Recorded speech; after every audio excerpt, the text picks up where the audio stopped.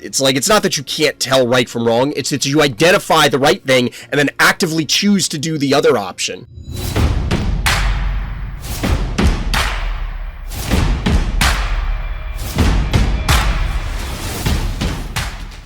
Welcome back, everybody. Welcome back. As it says in the stream title, we're live tonight, probably against, well, definitely against my better judgment, because still feeling really under the weather. But we persevere. So let's get into it. Let's see how far we can make it tonight. Of course, tonight's one of the earlier nights. It's going to be a viewer game review, viewer game breakdown night. We did do a number of them yesterday, so if you're watching this on YouTube, hey, come by the live stream, likes and subscribes, links in the description for the Discord and the stream, blah, blah, blah. You know the deal by now. But we did do back-to-back nights because I've just, unfortunately, been ill. And I woke up this morning and had a fairly significant fever. It's since subsided. I'm hoping that it was just like the last throes, we'll say, of whatever this sickness is that's tearing through my house. My cough has somewhat subsided as compared to last night. As I say that a little bit, but it isn't nearly as bad as it was, so hopefully I won't be nearly choking to death on stream. We'll play it by ear. We'll play it by ear. But yeah, we're going to be doing a bunch of game reviews, maybe more esoteric topics again. Maybe we'll switch to some ghost busting later on tonight. We'll see how it goes. We'll probably be ghost busting tomorrow, but we'll see. The starting screen reminds me of the loading screen for both Mutants Crash Bandicoot games. I don't think I played any Crash Bandicoot games that I can recall, Jenna. A friend of mine growing up had a PlayStation, but I mentioned it on either yesterday or one of the previous streams. I've never actually owned a PlayStation, so I've never played any of these. This update to the Ghostbusters game looks different. It's true. It looks really different. But yeah, we may actually get to some ghost busting later tonight. We'll see.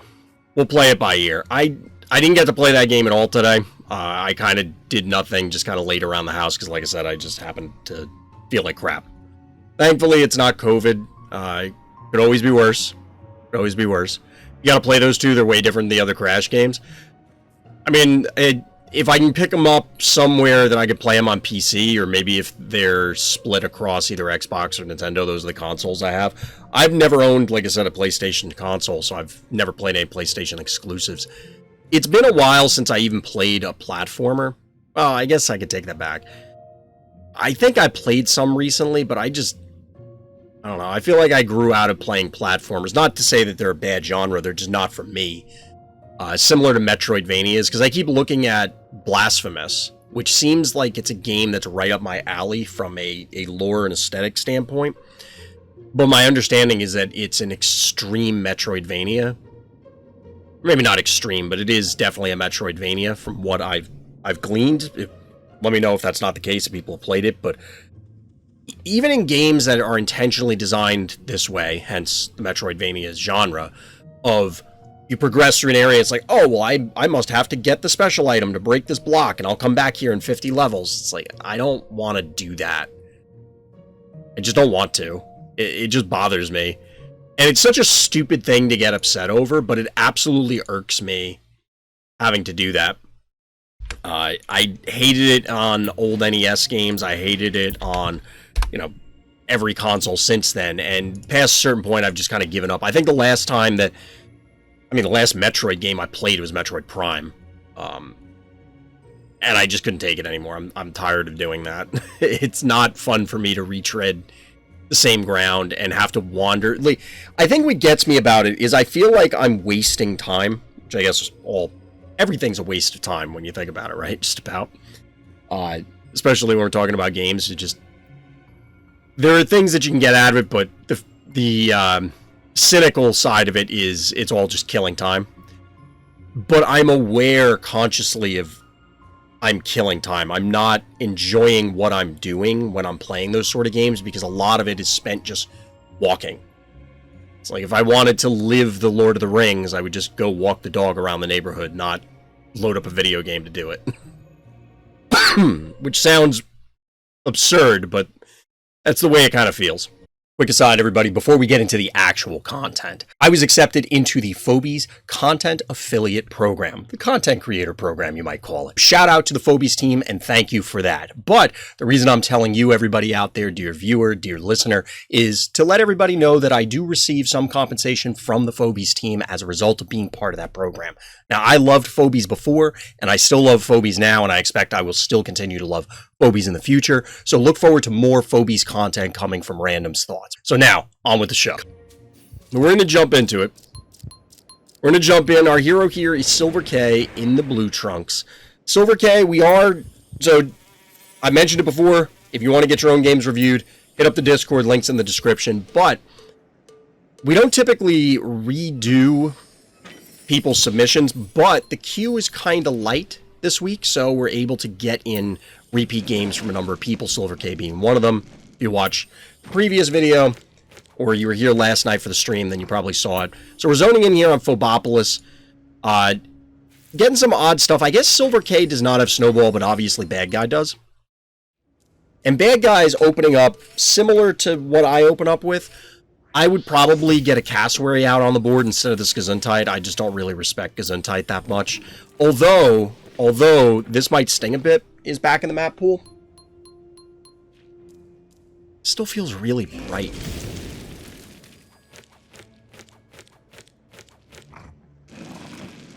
That's not much better. It's not much better. Whatever. I don't care anymore.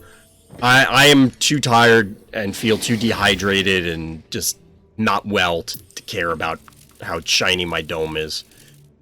Like, I care anyway. But anyway, this might sting a bit. Brings Gesundheit back in because you can quickly get it onto the stim to defend that center panic point and your pseudo pocket panic point. Here, I don't know. I'm not super sold on it. This map requires lobbers. Like, that's the bottom line. Get your lobbers online. Rule the day kind of thing. SilverK is obviously doing that with an exceptional one here. Gravedigger is the honorable mention because you can block, you can blow up obstacles, etc. Hey, Yondo, what's good?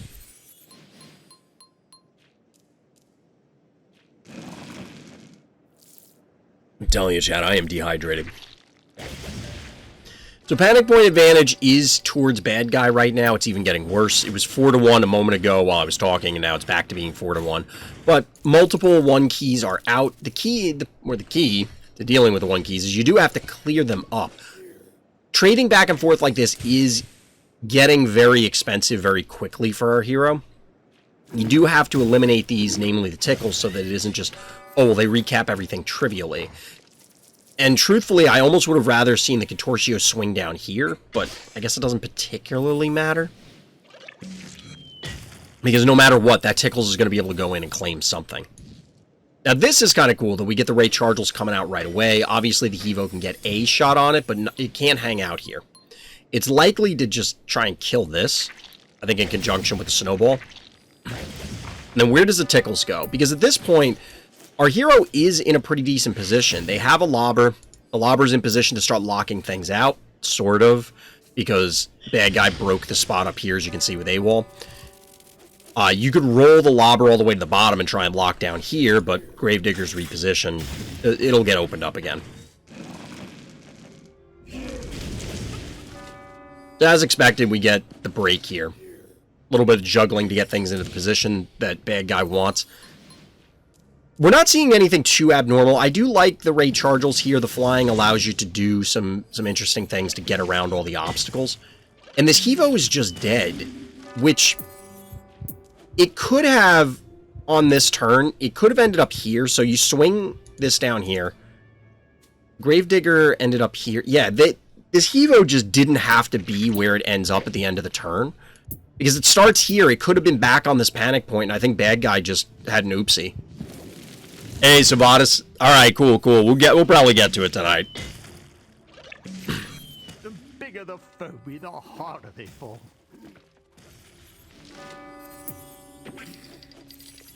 So yeah, that Hevo didn't have to go down. All of a sudden, our hero's board position is looking way better because this Ray Chargels is not really threatened. At least I don't think so. Let's see. It's a 1400 health. This thing is not going to die.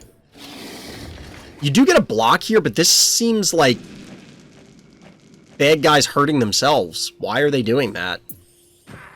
I guess to focus the fight up in the north and they'll reinforce there, which I think is reasonable, but I don't know. What's my favorite candy? So I'm not a big candy person, and they're all kind of even for me. It just kind of rotates on which one have I not had in a while. It would be Snickers is like the only chocolate-related thing that I'll eat, basically. And Snickers bars or the Snickers ice cream bars. I like both of them. Only when they're like really cold and almost hard as a rock. It's mostly because I like the peanuts, to be honest. Skittles and Starburst and Twizzlers. None of which I can really have because if you look at the nutritional information, I mean, it's candy, but like, it is bad. It is not good for you. It is not good for you. Yeah, I've talked about it before. I'm not a big candy person. Or sweets in general. There are ones that, the ones I like, I really like. But I don't eat a wide variety. I've had paydays before. They're okay. I thought I would like them more, but I wasn't super enthusiastic about them. I don't hate them, but they're not great. And I'm not really sure why. I don't really have enough interest in figuring out, like, the ins and outs of why I like certain candies, to be honest. Hi, baby! Puppy's pissed at me because, I've been taking her for walks, obviously, but, you know, I'm going a lot slower than she probably wants to. I'm not feeling great. So, bringing it back, because we were missing a couple turns, because we were talking, just getting some repositioning here. I don't understand, chat, YouTube, let me know. What the... Okay, honestly, Onda, I thought you said Sliver Queen for a second, like the magic card, and I was very confused. Like, what is happening? But now I understand. I had to reread your statement. Silver Queen. Anyway. We get a Quagmire here, but chat, I don't understand the sheep at all. Like, legitimately at all. Klepto's kind of beat up. I don't think the Crushmore's in danger, nor should anything else be. It's possible. There's a lot of damage here. This actually might be a dead Quagmire. So is the Quagmire, assuming it dies, worth giving up here? I don't know. That just 5 keys for nothing? 8, 10... 11, 12, 13, 14 keys. 8, 10, 12. Wow. Hero's actually down on keys. 8 keys to 7 remaining.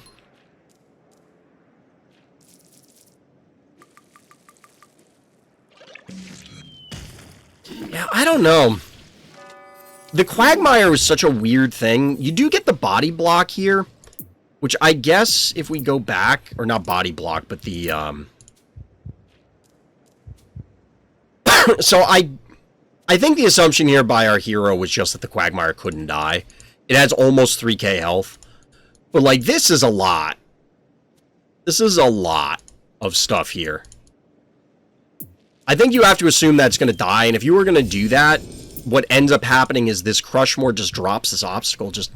Put up the obstacle to start. Don't screw around with it.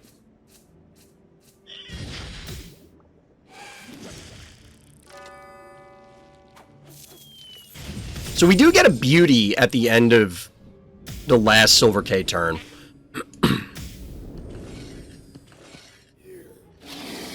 Honestly, I haven't seen beauty too much. We've talked about it briefly on previous streams, but...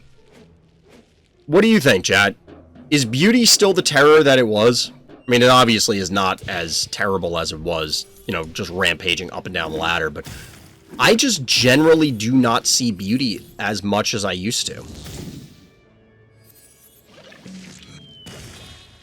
And then there was a dead sheep. You do get a laser beam going down, yields a kill. This is a pretty solid turn. The problem is that all of these are exposed. This can't quite kill the Crushmore solo, which is kind of the only part that matters. This is going to sneak in behind and snipe. Oh no, it can't snipe the jar. Ooh, that's rough.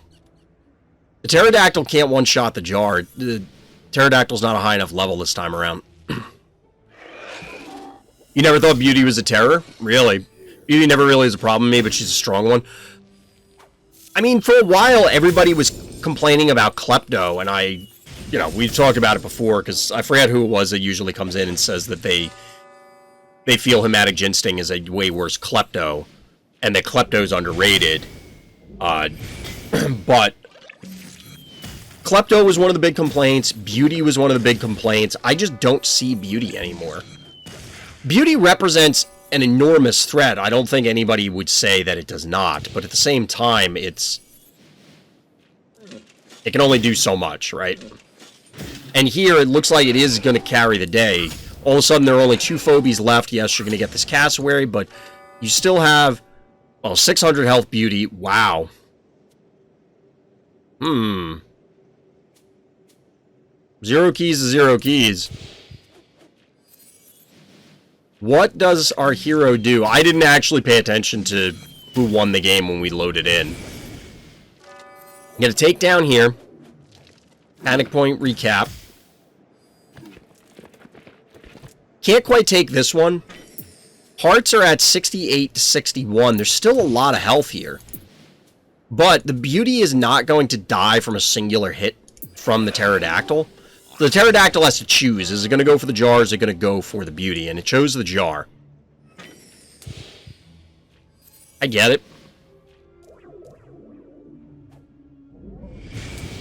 But whether Beauty is the monster that everybody claims it is or not, this is still a lot of damage. Panic point advantage still for our hero. You have to go in on all of this. Probably didn't have to do that. That might have been extreme.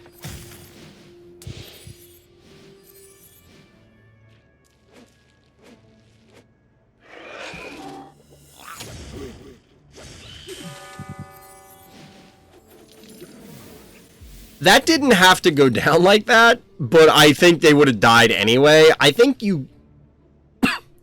As bad guy, if you sneak the Pterodactyl around and just kind of push... Try and force the Crushmore and the Beauty out from there, like flush them from one side, I think you just lose slower. Truthfully. I think that our hero could have possibly escaped. Maybe. Maybe not. Maybe they just gave up and decided to meme. Probably. I have to imagine that. They're going out on their own terms, like we were talking about last night. Just beat someone level 11 Beauty by level 6 Beauty last night? Nice. Wait, I thought you were posting screenshots that you had a level 13 Beauty, Honda. Somebody was in Discord. Because I know you just opened it, and then everybody was blown away that you had gotten it leveled up so much already. Maybe I'm thinking of a different screenshot or something. Well played, SilverK. That actually came down much closer than I thought it was. It's level 3, just got it from a scary pack. That I remember, yeah.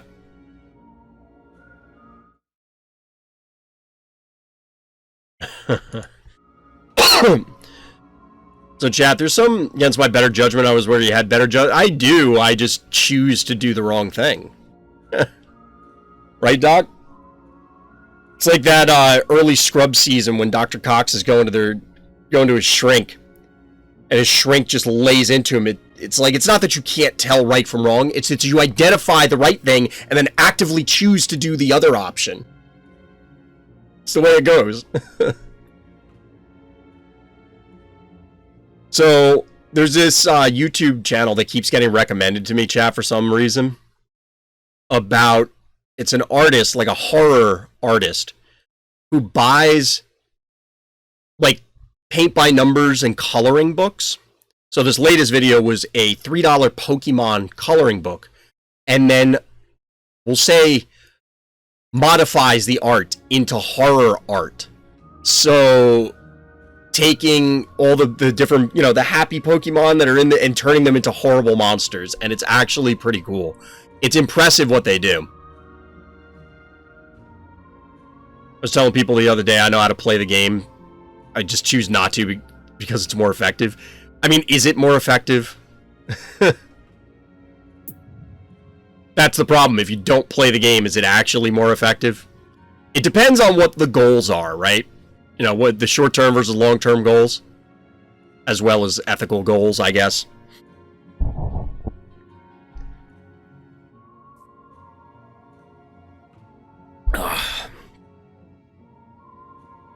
Chat, the Giants are killing me. I was watching the game. They were one of the 4:30 games, so I didn't get to watch the whole game, but I got disgusted at the second muffed punt and then decided to start setting up for the stream because I'm like, it doesn't matter. They've lost. The Giants have impressed me so far this year. They look a lot better, but they're still a bad team. They have an inflated record because they played worse teams, but, you know, that reminds me that it's already Halloween here. Yeah, we're getting close. It's Mischief Night tonight, at least here still. I don't remember anybody in the neighborhood doing anything Mischief Night-wise, but in this case, the goal was make the person that bothers me go away, and they did. Well, that's fair, Doc. But, yeah, speaking of Halloween, we're going to be out of this soon. These are going to be gone soon. Doc actually did confirm offline, if you get the Bad Omen bundle, and by the time this goes up on YouTube, it'll already be way past late for this, but if you get the Bad Omen bundle, you can get Bad Omen in packs, which was kind of expected, because it presumably is matching up your collection against the greater set of Phobies, for upgrades, that is. Upgrade cards. But it's nice to get confirmation, because it wouldn't have made sense otherwise if you were stuck with the level 1 or level 3 as they start. I still don't think I'm going to get this. I may kick myself about it, but $100 is $100. Like, that, it's just a lot. It's a lot. The coffee is nice. And again, I'm a content affiliate. They give me coffee, so it's easy for me to say, oh, well, I'm not gonna... I'll just forego this thing. You know, if somebody else wasn't in my position getting the coffee anyway, maybe they're willing to put in the $100, but I'm at a level 10 Omen last night, around 310 damage debuff. That's pretty significant. It's pretty significant. It doesn't quite turn off, say, a stabby, but dropping it down to 200, that's a big deal. Dropping down to 200 damage is a big deal. Does it reduce the voodoo damage? I'm assuming not. Because it should be just based on what the damaging phobia is. It shouldn't, like, damage... I'm pretty sure damage debuffs don't affect this. It shouldn't. You got the 42 games? Nice, Sivadas, grats. I squeaked it in. I squeaked it in as well. Actually, I have 43. I played some arena today. Well, an arena game.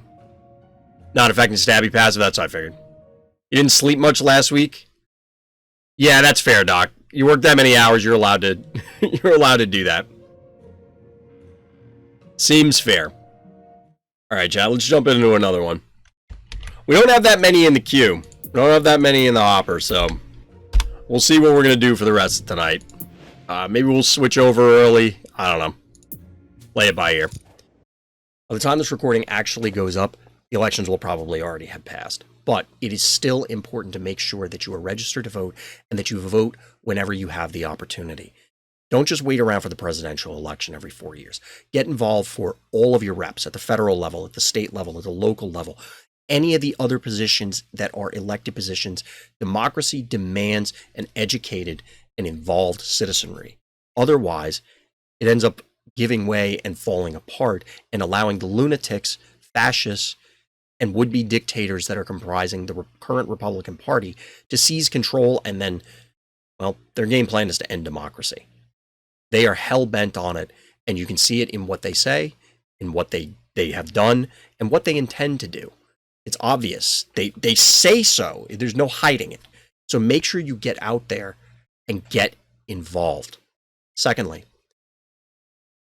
make sure you're getting out there and getting involved in charities. It could be local, it could be national, it could be international. Find a way to help other people. Man-made disasters as well as natural disasters are always going to be there, and they're always causing problems for our fellow humans. Make sure that whether it's time, it's money, it's other goods, whatever it happens to be, pitch in whatever way you can. No one's expecting you to solve 100% of the world's problems by yourself, but you can solve some problems or alleviate some problems. Make the burden a little bit easier for the person next to you. And there has to be a way that you can contribute, even if it is small. And don't feel ridiculous if it is small. That's fine. Try and make things better for the next person. That's all we're asking. And that includes, bringing it back to the first point, casting votes. Get involved. Because that literally will dictate the future. Elections have consequences. Make sure that they are the outcomes that you want them to be. But for now, we're jumping in back on Phobopolis with YuKay as our hero in the blue trunks. It was an async game. In the mid game, I had to fully level up Ray Chargels from level 4. So we're getting back-to-back Ray Chargels games. What do you think, chat? Is Ray Chargels a big deal now? I've been seeing a lot more Ray, honestly. Been seeing a lot more Ray. And I can understand it. I think mine's under-leveled still. I don't know if people noticed, but I did go through and upgrade stuff offline. I don't think I leveled up Ray Chargels now that I'm thinking about it, which may be a mistake. Because it's one of those, there's a bunch of Phobies that I leveled up, and I'm like, oh yeah, I gotta remember to level that because I want to use it more. I gotta level this because I want to use it more, and then I ran out of XP. Ooh, we got a Blasto. I can see where the Ray Chargels can get some value very quickly here. You know, the thing is, though, you walk into range to hit this, and then it just kills the Ray, right? This is over 1,000 damage between the laser. I mean, it's over 1,000 damage even with just base attacks. So you hit it twice, and then there isn't much else you have to do in order to kill a Ray Chargels. Dob Yukaso, I hope I'm saying your name right, but welcome, and thank you for the follow. Much appreciated. Welcome. I started to use Blasto here. Blasto feels like it's underutilized in general. I know DT has been pushing for Blasto for a long time. I don't have it. But Blasto feels like it is... You know, everybody points to Dozer as the Lord of the Turrets. But honestly, I think it's Blasto. I think it's Blasto. It has to... I have to look at the level 1 stats, but I feel like it's similar... health-wise. It might be lower damage-wise, but laser is way more useful, I think, than the hold and place ability. Blasto user here, he is. Blasto just seems real good. Hey, we get an Unbearable here, beating up spiders. Getting rid of the creepy crawlies. Destroy the middle obstacle to the heart and put them there. Yeah, I don't think this map is quite crypto levels yet. I don't know what our hero... Timeout. Like, I know we were talking here, but, like, what is our hero doing? Why did this happen?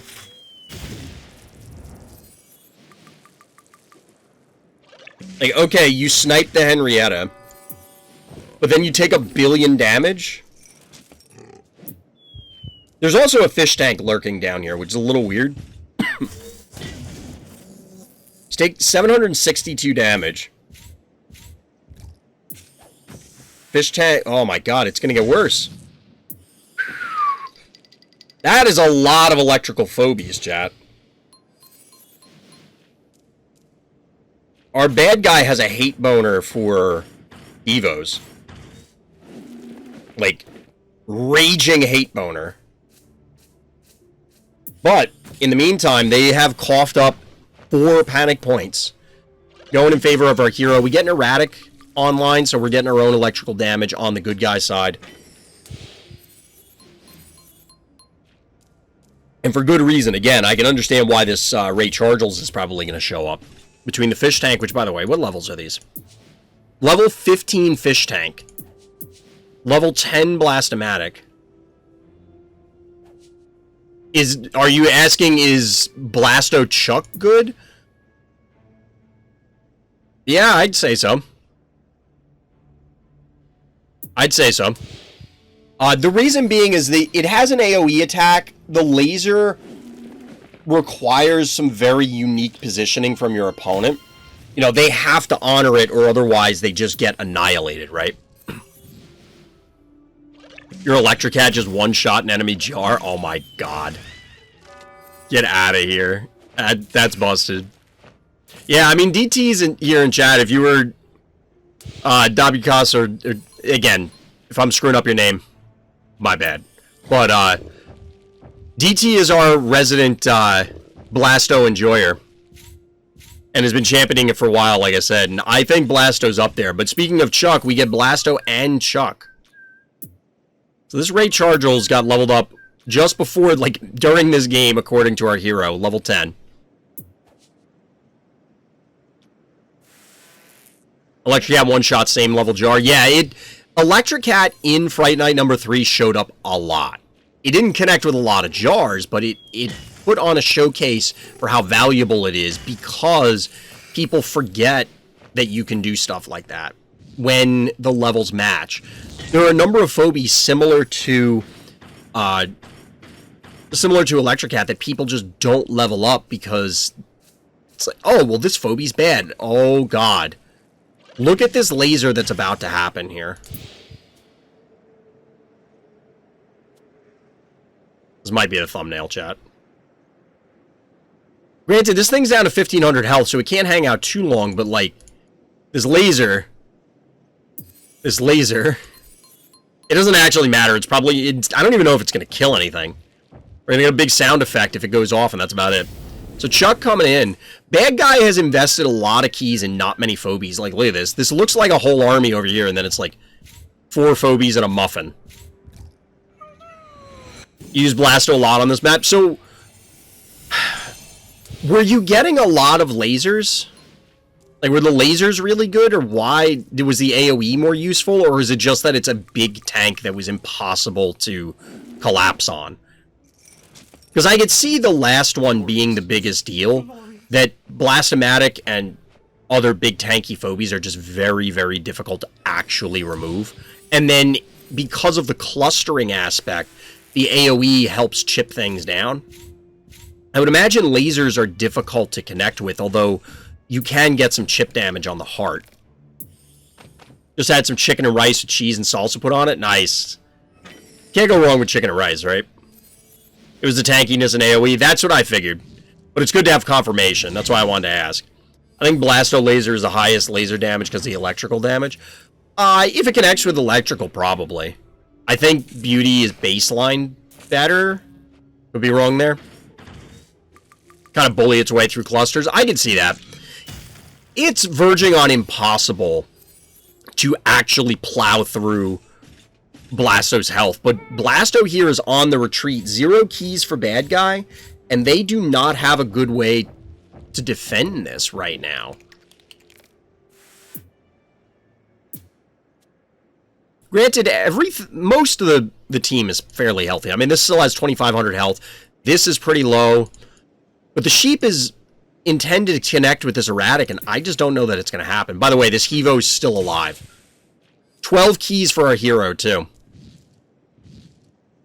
Bad guy invested, and this feels like the extrapolation, the continuation of, we'll call it a fallacy, but the all your eggs in a handful of baskets, so to speak, fallacy that happens commonly on small maps where people will overinvest into medium and higher key phobies on small maps, and then when one of them dies, an enormous percentage of their team just croaks.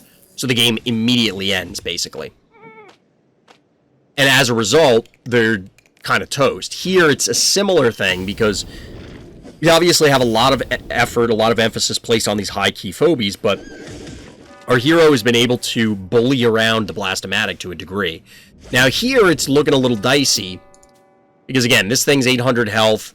This Ray Chargels is now sort of stranded, because it's just going to have to full-on retreat, but hero still has 12 keys left.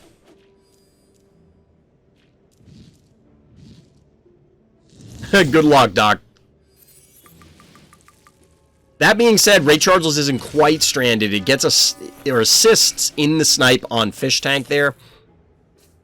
Erratic's moving into range because it just doesn't care. The Chuck is going to have its choice of killing these if it wants to stay. I'm not sure that it will. But this set of forces is isolated in that I guess the Scritch can kind of help. It could run in and buff, but that's about it. Point is, you're not killing this erratic. Dog has a sweatshirt on today, a little chilly. Down goes the jar.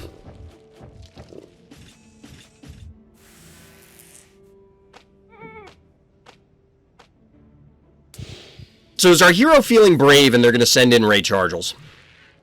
The noxious... Oh my god, this noxious hit. Oh! Chat. It hurts. It hurts.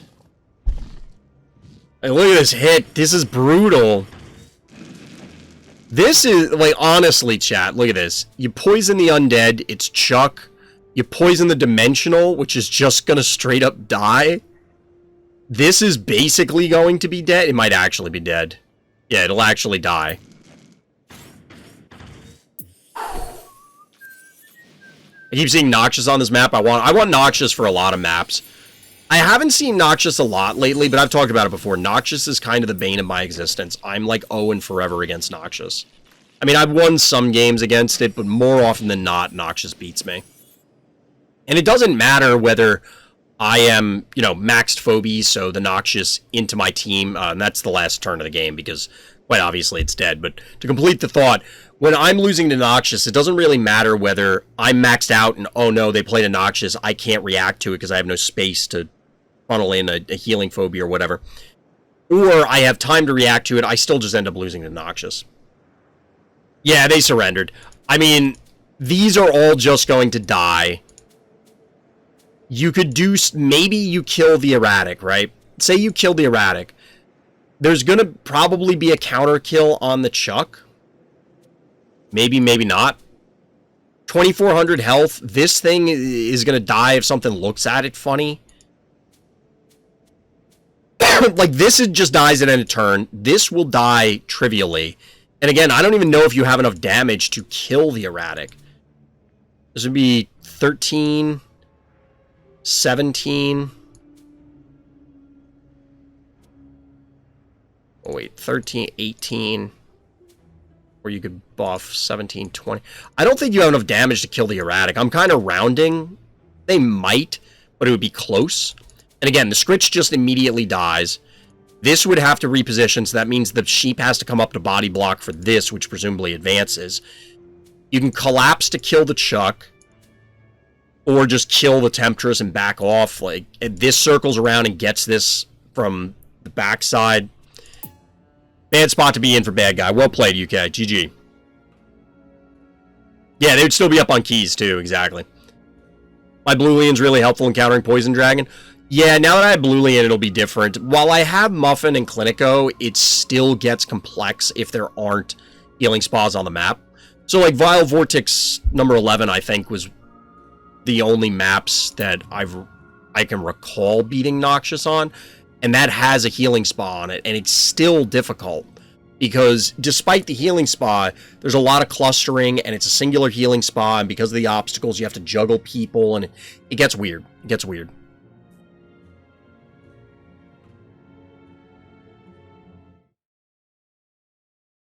Yeah, bad guy had a pretty scary team, but didn't quite work out for him. Did not quite work out for him, chat.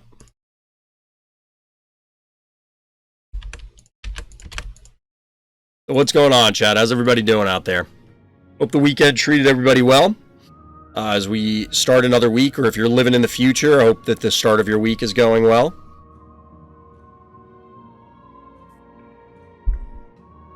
This will probably be another shorter video for YouTube.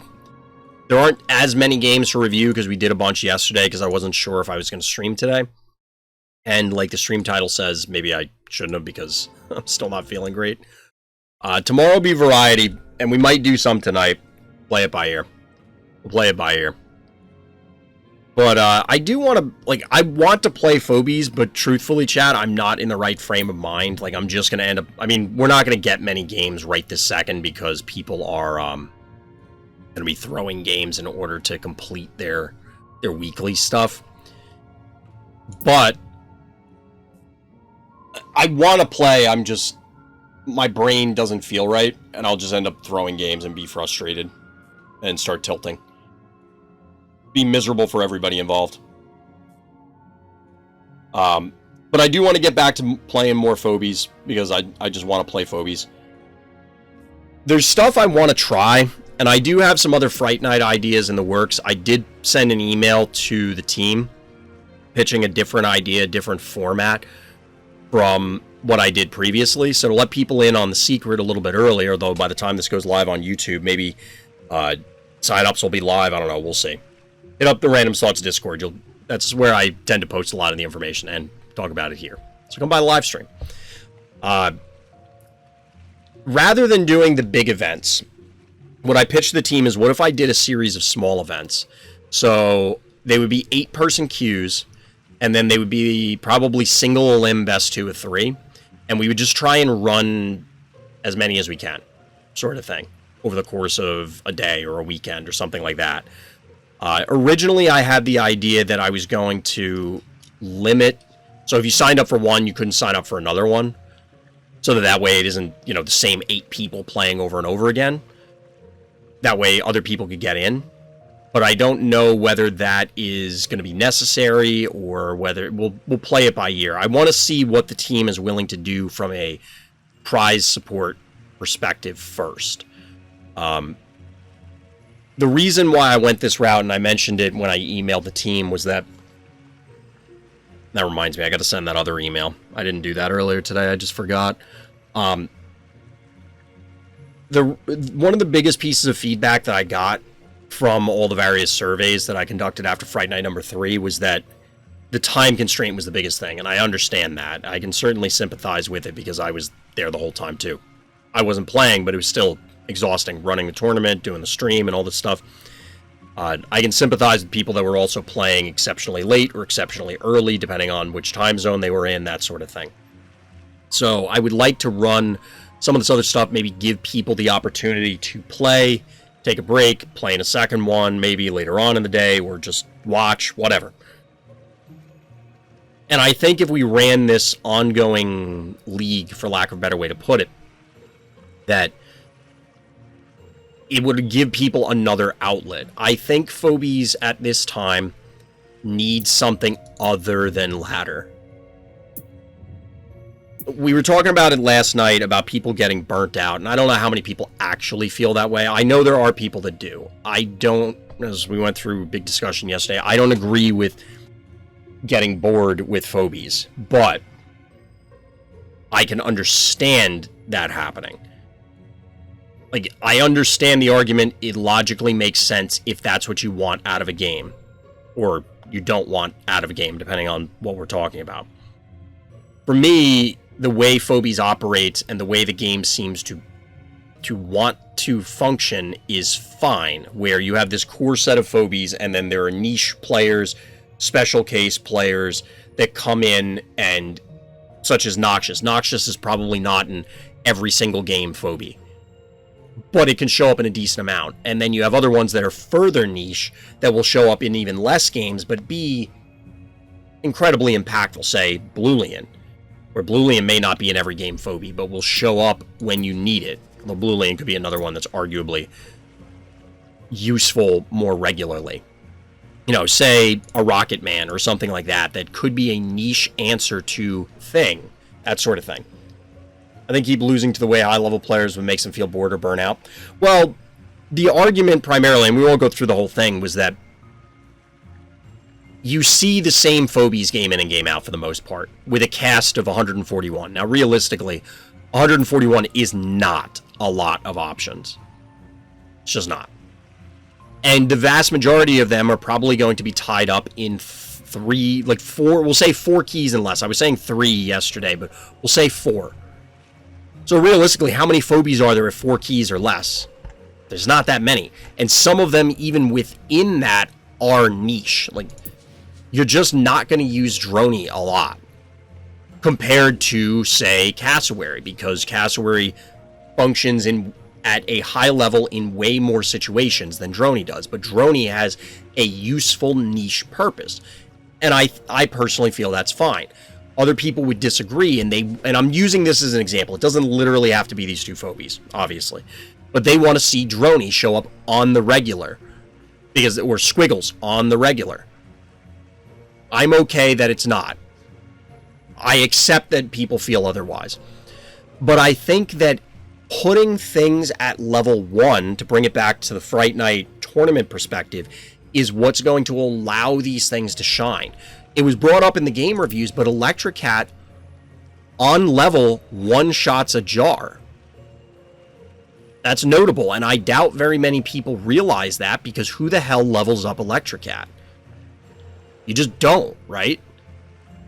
But Electricat, when everything's level 1, is an acceptable option. And we saw a lot of that in Fright Night 3. It's Electricat specifically, but other Phobies that showed up that didn't regularly show up because partially people were just having fun and everything was level 1, so it's, well, let me try it, and then, hey, this actually kind of works. And that's the thing, is that I talked about it yesterday, but I'm of the opinion that a lot of the problems in Phobies stem from the collection aspect. And I think that if we run this tournament series, there's the potential to allow for people to have this other outlet. I think Fright Night offers an option to people to have another reason to play Phobies, because I think ladders, we've talked about it on many occasions. I've referenced the Richard Garfield article. I still kick myself that I didn't write my article first. But I am of the opinion that ladders encourage / reinforce burnout. I think that they cause these problems because it asks you to play like 50 billion games. Scrunkle's back. Welcome back, Scrunkle. And the thing is that, and we've talked about this also before, that there isn't a whole hell of a lot on the line. We, unfortunately, the only way to get to the top of the ladder is to never stop playing. Yeah, and it will inherently, even if you love the game, it's going to cause you to burn out. What are you going to do, right? You're just going to... The game asks a lot from a time commitment and an effort perspective to earn arguably very, very little. Like, you can't tell me that you're getting a ton out of hitting number 1 on the ladder. Now, I don't participate in ladders because they generally don't give you anything worthwhile. Honestly, I don't care about ladders anymore. I suggest people not care about it too. I hit Sum of All Fears, and since you can't drop out of it, that's why I don't care. If they changed it tomorrow so that if you don't hit Sum of All Fears 3, you get dropped out of Sum of All Fears, I would have to think about whether I would put in the effort to do that. Part of me says I would need to, mostly my ego and my pride.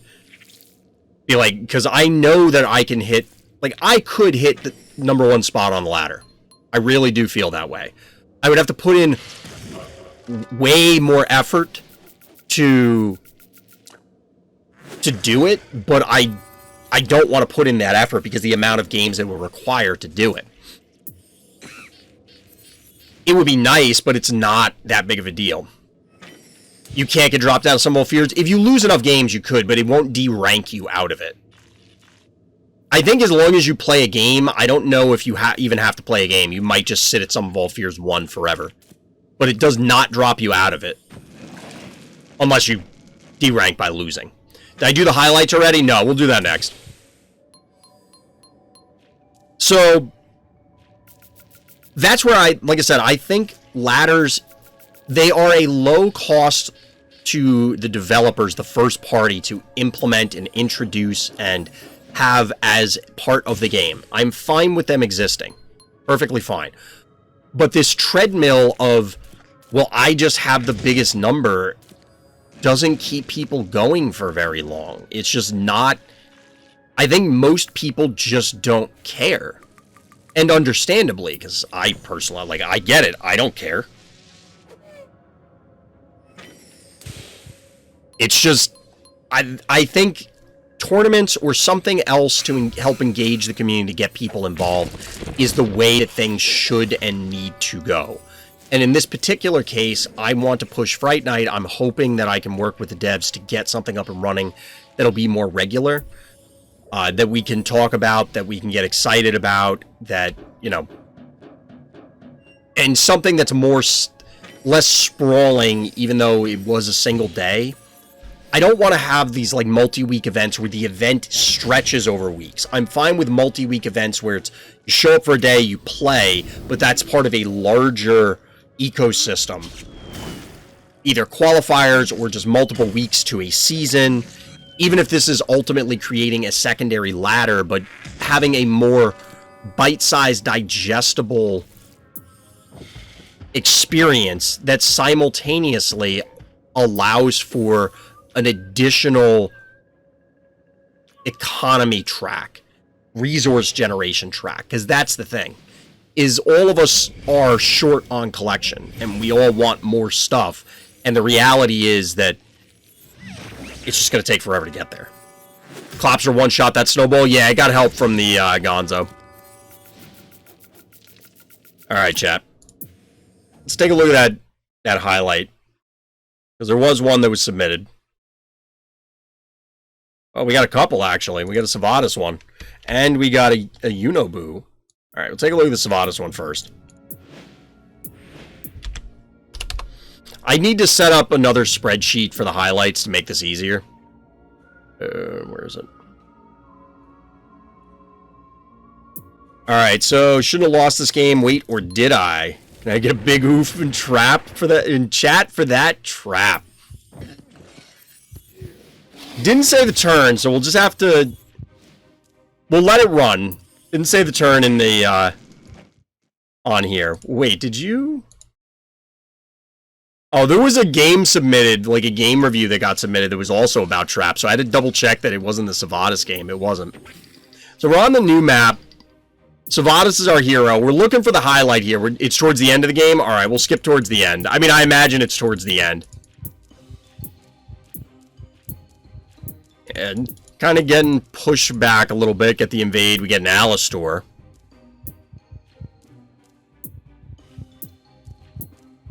That is a lot of traps.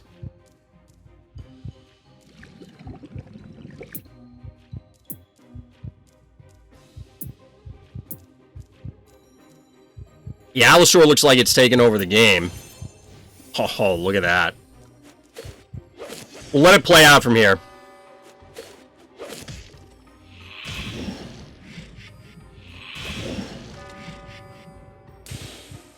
Dead Quagmire.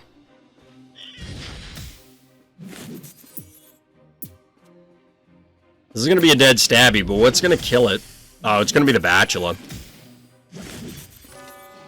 Bachelor lives. Alistor just bullies so much. True story. Alistor is kind of a bully. Sivadas has a level 10 Alistor, so it's a pretty big bully.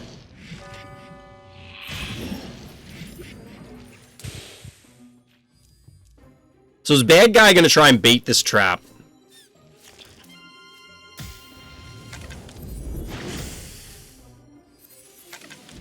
The dogs didn't remind you about the stream.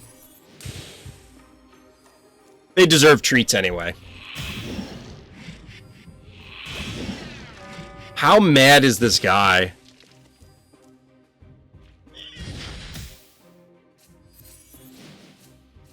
Oh, I think I see what they were trying to set up here.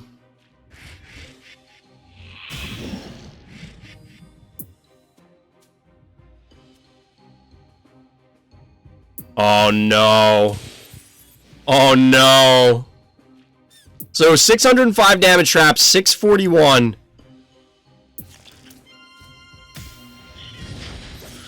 Meatball? Dimensional damage!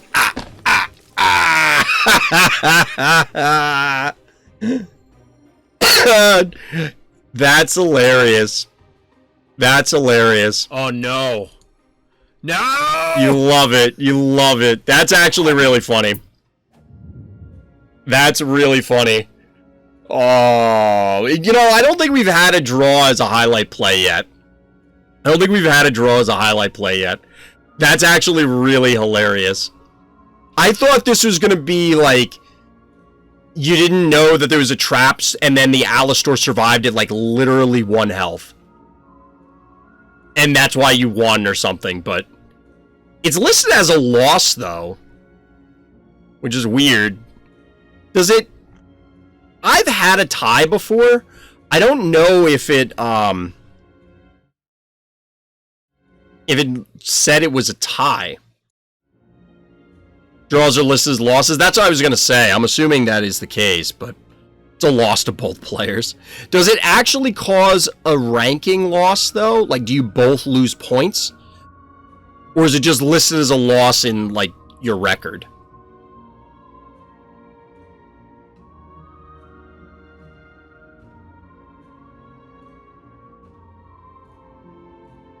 Is it a draw, close loss? Well, that's what's happening here. Yeah, Jenna. I just don't know if it, like, how it... For example, did Sivadas lose ladder ranking for that game? Speaking of the ladder. That one's actually a funny highlight. Like, that was actually pretty cool. Alright, let's take a look at the other highlight, and then we'll go back to game reviews. We'll probably get all of them in tonight, because, you know, queue is not that long.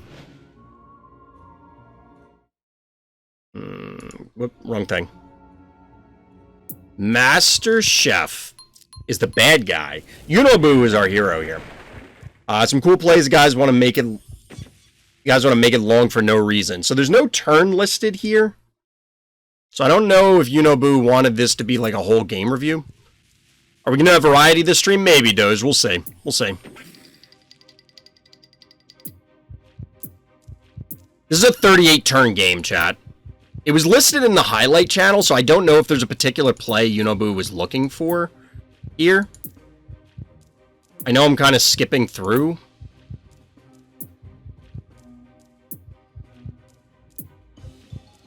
Oh, I see a Rocket Man.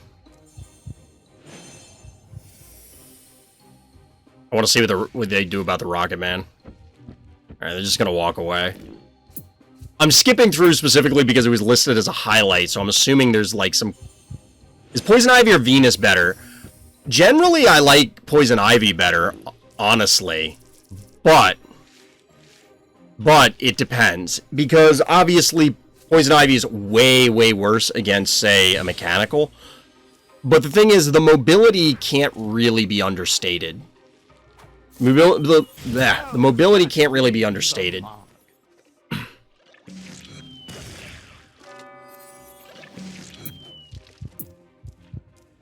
Wait, are we going to get a boom play? 0 keys. This is one of those weird ones, and I've had a bunch of games like this where as the winning player, it feels like it's your game to lose. You know, you have 2 panic points here. They have a threat, hypothetically. You could do something really dumb that would cost you the game. Or realistically, your opponent can't really do anything to you unless you make a mistake.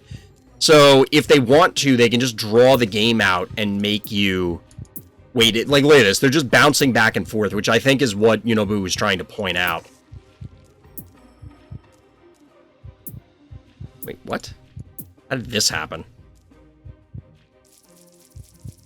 Oh, it was a yoink. We got a yoink here. This is not bad because being on the fire means that it will thaw faster. I don't know why this boom is here. That seems like a mistake because they could just snipe it with the murder wing.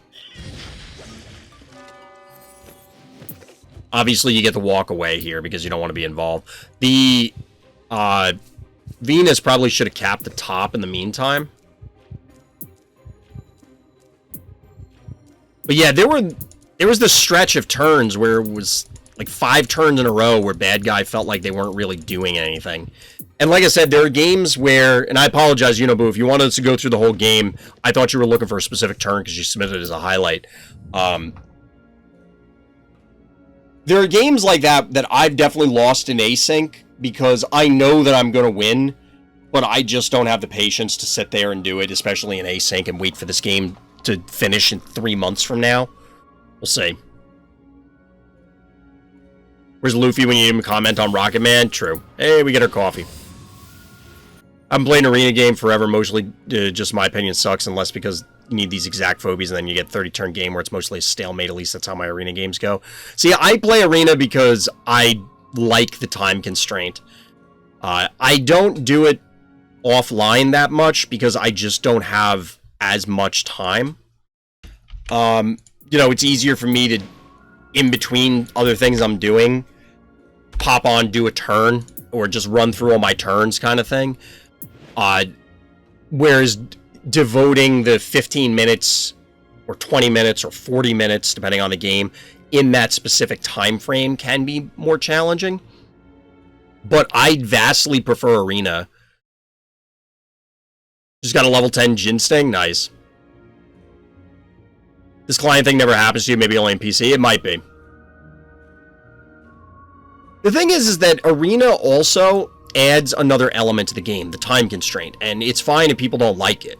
I prefer it because there is an argument to be made that if you have the ability to sit there and parse out every single move with no duress, no stress on you from the time constraint, it changes the skills that are required for the game to a degree, but also kind of trivializes things to me.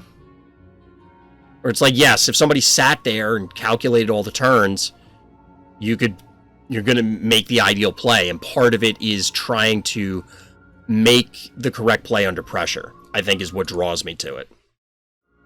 So Onda, our hero here on Xylo. Onda, do you ever submit highlights and game breakdowns that are not on Xylo up against the #1 player on both ladders in Hoploy?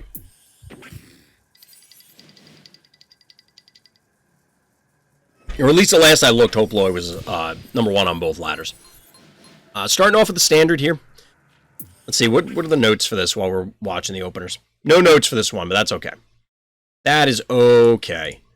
Let me clean up the other other highlight. If you want to submit game reviews or highlights, hit up the Random Thoughts Discord. Link will be in this video description. Of course, likes and subscribes help. Come by the live stream. Link for that is also in the description. But just make sure you read all the instructions for when you submit stuff so we got all the details. You know, like favoriting your game, or it's a highlight, tell me what turn, you know, that sort of thing. Don't know what notes to put in, that's fine. Notes aren't required, they're just helpful. So we're not matching each other on openers here, but very similar openers. Reasonable ones. Murder Wing for bad guy, and Cat means that you're taking these early panic points, also going to the center. The runaway here from the snowball is a little odd until you can consider this. So the repeller setup allows... Yeah, the boop was necessary, because the boop had to reposition the cat. That allows this to get capped. But Onda's taking a unique route compared to what I do. I do not like Gravedigger, because Gravedigger feels like dead weight after it breaks this block. Yeah, it could survive a little bit to break more blocks, but for the most part, I don't care. It doesn't seem all that useful. But the other option is Crush More, which requires way more keys, and, you know, you gotta go with what you can do with the time, I guess. So this is interesting. Gonna take some damage here, but this is a level 21 Murder Wing, so that damage isn't actually that much. Excuse me.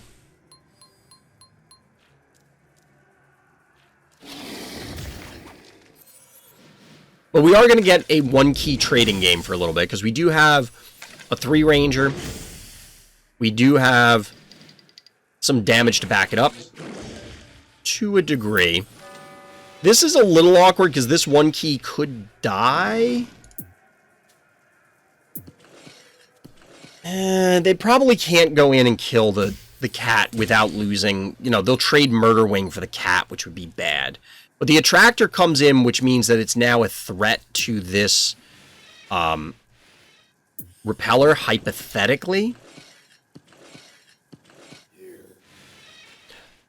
Wow. Look at this is part of the reason why I really don't like Attractor, chat. We've been talking a lot over the last couple days about staleness and phobies, and is there a problem with seeing the same phobies? And generally, I don't mind. However, I do mind when it comes to things like Attractor. Because Attractor and the entire Innocuous chain feels as though it is actually an issue. There's actually a problem with these phobies. So I do like the invade here by Onda to take this point, because now the cat clearly is going to want to recap this, and then it's vulnerable here. It also allows the yoink onto the repeller. I don't know if Hoploy saw this coming, but this is savage. Is that enough to kill it? Chat, this is clip-worthy. So this is a clip-worthy play, because it's going to seem... I got to start it over. This is actually a multi-turn clip that is a really sick heads-up play by Onda here. You get an invade on the cat onto this lower panic point on Xylo, which probably doesn't make a lot of sense. I'm going to try and cut this to future turns. The thing is that the follow-up here from our bad guy is, oh, well, I'll just eliminate the cat and then replace it with my own cat. I have bad news for you, bad guy, on that front.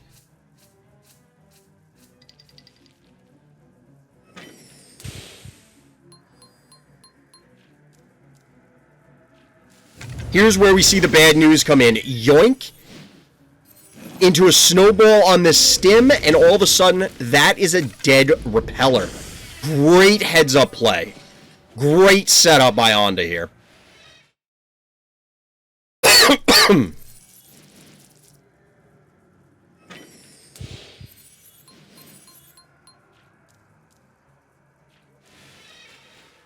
Yeah, like, that's a big ouch. Is it the end of the world? No, but that is a big play and would absolutely tilt me. But we get a Heartbreaker follow-up here. I see what you're saying, Taco. We'll come back to it, because we've been talking about that for the last 2 days. I see Doge had basically a similar comment. So we get a boop. We get the block replacement. That's unique. This is a good heads-up play as well by Onda, because the Heartbreaker's not going to come online right away.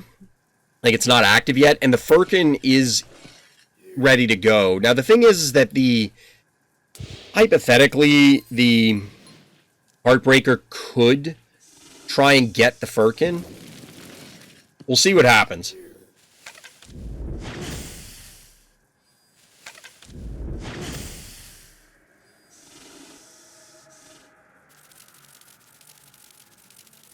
Tickle's going in to recap the mid. It was on cooldown. If you're... Wait. Was it? It was cooldown here. I was assuming it was on cooldown. Yeah, it was on cooldown for that turn.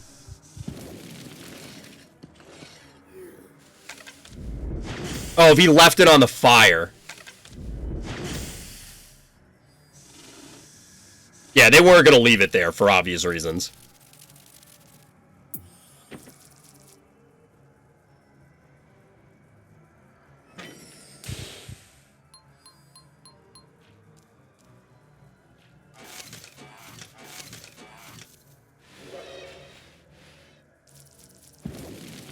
Fresh roasted Phobies. What an absolute treat.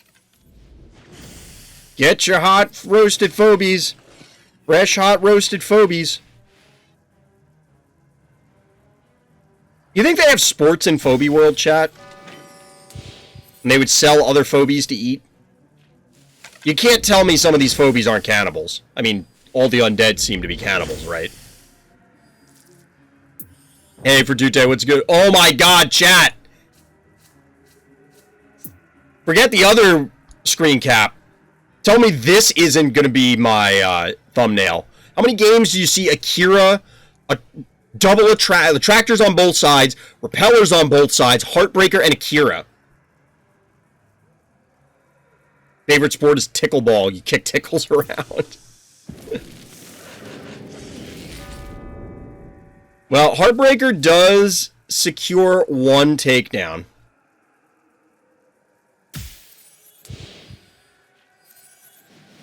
Does Onda have a play here? I don't see one right off the bat. But Akira is going to set up something monstrous. I love Heartbreaker's ability effects. It looks cool. I'm sure High Five is a cannibal. He needs protein. I mean, how much protein do you think is there in a tractor, though? I mean, I get it. He's undead, so the rules don't technically apply, but, like... The obstacle course droney always gets gold.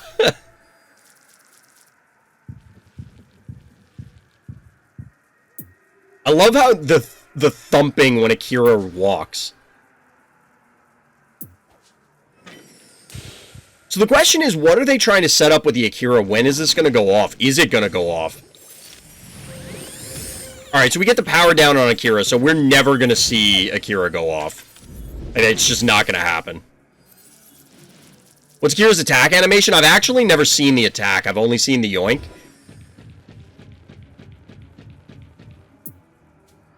Still have 2 turns on the Heartbreaker. It's a blast from the arm cannon like Mega Man. Is it really, Doge? Is it melee? Oh, it's ranged. Wow. It does a level 20 Akira. Good God.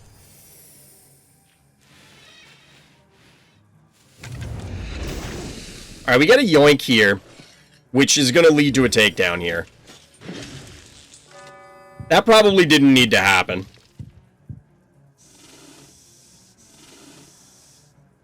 Yep, level 20. No, I think I've only seen Akira once, and it used the Akira ability, and then it died. It was on a crypto game. Looks like we're getting an Onda boop play. Look at this boop. Wait, are you not going to do it? Don't mind the gap. Oh no! It got that instead of this. I mean, it doesn't matter, but this is another clip-worthy play. This is actually another pretty savage play. Onda, the master of the boops on the heart to set up takedowns. You gotta see this. You get the boop to set everything up how you want it, and then all of a sudden, after the repositioning, you're gonna see this repeller go boop, bye-bye Gravedigger, which clears the path for your favorite good boy and mine. Oh no, people are putting YouTube stuff on. I want to clip it. Alright, hold on, Chad. Don't do anything. Let me get this. Alright, Onda, the master of the heart boops. You get the boop set up here with Rambolina. It's something that people just refuse to pay attention to, and Onda is constantly showing up with these plays. Get this lineup up here, get everything ready to go, repositioning in the meantime, but that's not the exciting part. Here we get a Gravedigger takedown, which of course clears the path for your favorite good boy and mine, Snowball, to take down the most hated attractor.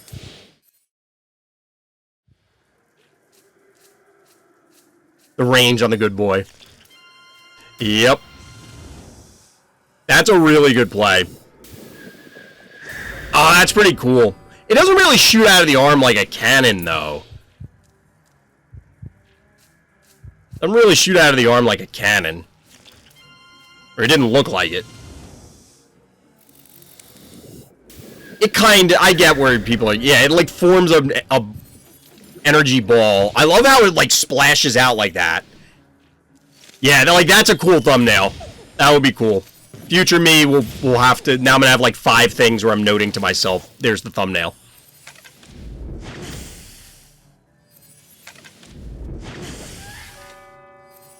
You know what I should do? I should make it a super clickbaity title too. Like, oh my god, how cool is the Akira effect? It's like, yeah, Akira got crapped on. Ironically enough, Akira and the Heartbreaker are the 2 phobies that are left. I don't even know what Hopelo... Oh, we got the Rambolina. The effect is so fast on Heartbreaker. It's just like... Whoosh, and it's gone. Just like the heart. GG, well played, Onda. Well played. Clickbait, every YouTuber's favorite thing to do except me. I hate doing that crap. I do need to start doing it more. I was talking about it yesterday where I don't know what I need to do to get the numbers on YouTube up, but gotta figure it out. So this would be a goofy moment for Akira to use its ability. It would have been funny just to use it, like, you're dead anyway, you might as well. But to go back to, where is it? Basically, oh yeah, it was Taco and Doge. We were talking about, I don't know if you guys were here, but I don't know why Hope Lloyd let my Furk to Zakira. I don't know why Hope Lloyd did a few things in that game, Honda. It felt like they just kind of allowed a couple things to happen and may have tilted. Maybe. I don't know. But there were some comments made about, and we did talk about this pretty extensively yesterday in response to other content creators' comments that are basically the same thing. That Phobies is somewhat stale, you're getting the same things every game. My answer is, I like that. I want to know that I can do the same thing that you can, but better. That I'm outplaying you because there isn't, like, 50 million random scenarios to happen. Now, I understand where people don't like that. They want the variety. But I think there is actually significant variety in play patterns and gameplay patterns within Phobies right now. And I think it would be better if people had access to larger collections. And when I say larger collections, I mean Phobies that are actually reasonable to play. Having access to, you know, whatever at level 1 is not necessarily going to be valuable. A lot of Phobies aren't really good at level 1 because their stats aren't good enough for them to make a difference, especially the lower key ones, where for the most part they are just stat sticks. So I think that if that, again, it cycles back to me wanting to do more Fright Night stuff with level 1 Phobies. I think you see a lot more variation in strategies and game plans, and I think that more maps would encourage it. That's why I put in the suggestion to the team that in Frenemies you should be able to pick any map at any time. I agree with you for Tute on the thumbnail thing. I hate doing it. I really should do more, but to be honest with you, it's tough enough getting them done fast enough as it is right now, given the editing. Oh wow, chat is scrolling really fast. What I want for my match is to have fun. If at least I'm having fun, then I'm having fun enjoying the game. Obviously, cool Phobies is part of that, but unique plays and massive wins are always a blast to set up. I agree, and I think that, to me, it doesn't require a Phobia I haven't seen in 20 games to show up for it to be fun. Like, yes, Akira and Heartbreaker are rare in that last game we just reviewed, but that wasn't the cool part. We've seen Rambolina and we've seen Attractor and Repeller from Onda in virtually every game replay they've submitted for like the last several weeks, because they've all been on Xylo for some reason. Probably because it keeps setting up these plays, and every time it's cool. I liken it to, I watch NFL football. I love football.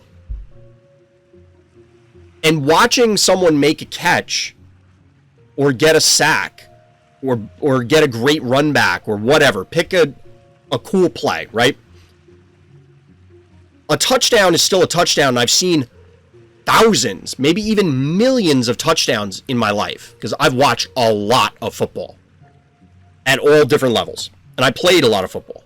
Millions might be an exaggeration, but I've seen a lot of touchdowns, a lot of sacks, a lot of big runs, a lot of big catches, a lot of cool special teams plays. They're still exciting because it's human beings doing something exceptional. And that's why I think finding... Yes, if you don't feel this way, not anybody in particular, but you out there watching this, if you don't feel that way, that's fine. Everybody engages with things differently.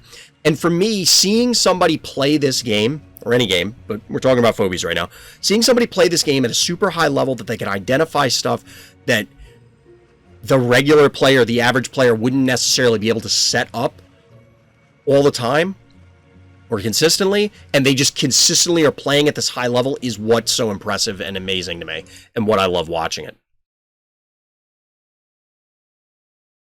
One thing One thing I'm going to say is interesting is I get matched with someone that's Baba Yaga on the Smurf. So I play video games, I play them for fun. Well, true. That match was hilarious, yep. Do you like using Spud? I do, Crimson. I just leveled it up a little bit. I think it's pretty decent on, out of the new maps. Like, Phobia, it might be good on. Although right now I'm just basically turret rushing. I think that map is kind of dumb. I haven't used Spud a ton, but there are definitely maps where there's value for it. Val died to Disease of Cassowary yesterday for sure. That was really silly. Yeah, I did level them up. So I love Spud on Phobopolis. I could definitely see that. He's such a cheap lobber in contrast to Capable Jar. The one map I hated, Lights Out, I saw Spud a lot on that, and I could see it there. I enjoy losing at various video games and Phobies. I play a lot, and loss sometimes make me laugh, make me want to play more. I'm one of those people that I have to keep playing when I lose. I mean, everybody's seen it on stream before, so.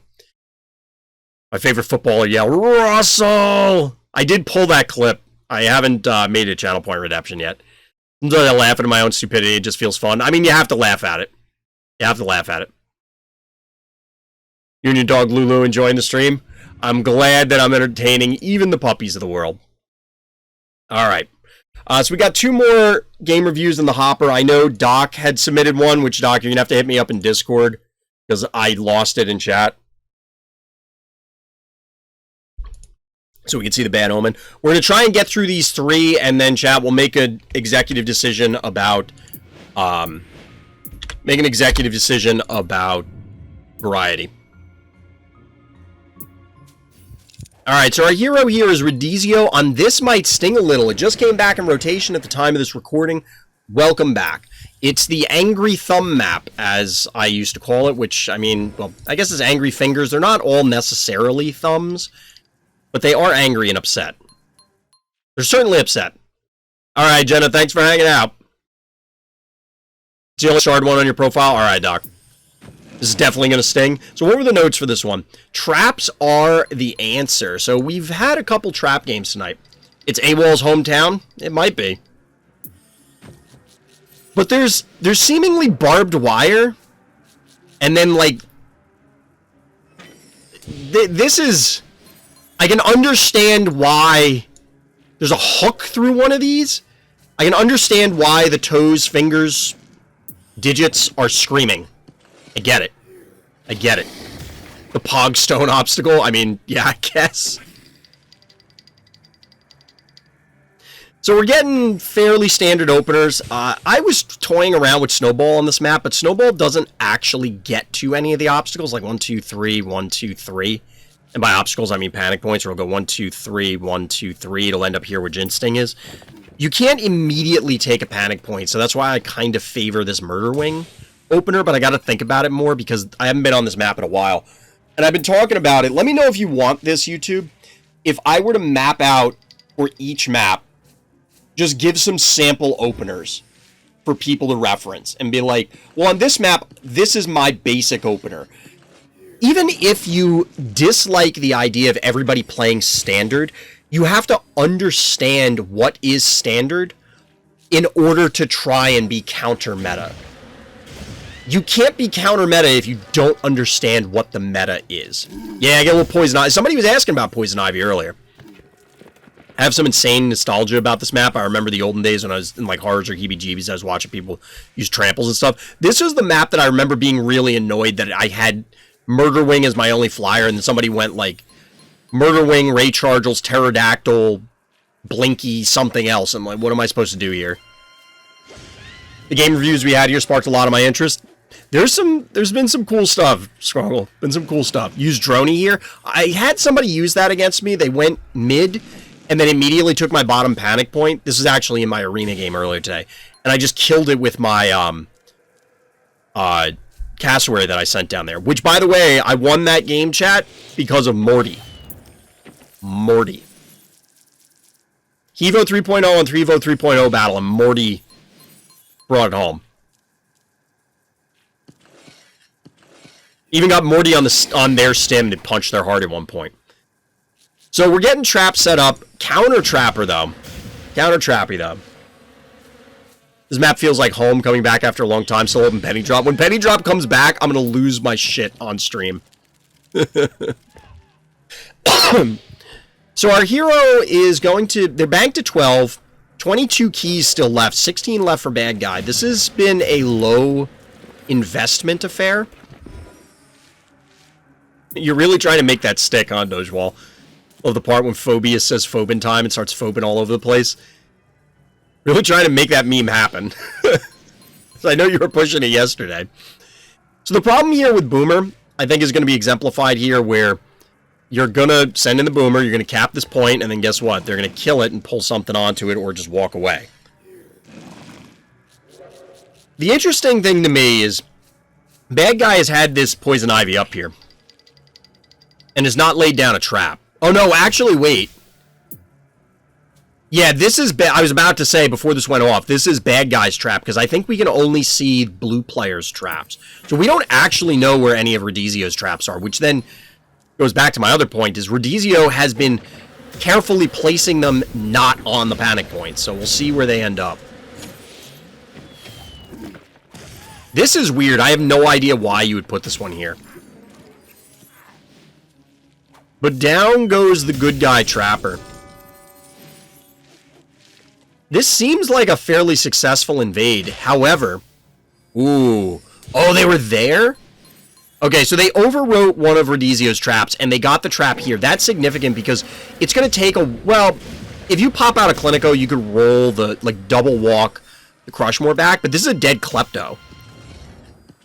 When I was saying it was a good invade, it turns out no. In fact, it's terrible. Like, look at this. That's a brutal turn, chat.